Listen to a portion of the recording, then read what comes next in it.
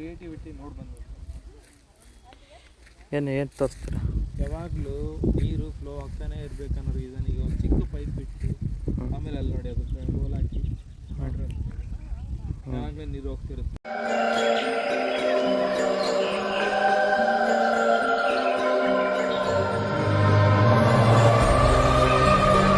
ಬದುಕಿನ ಬಣ್ಣವೇ ಬೆಳಿಬೇಕಂದ್ರೆ 15 ವರ್ಷ ಟೈಮ್ ಬೇಕು.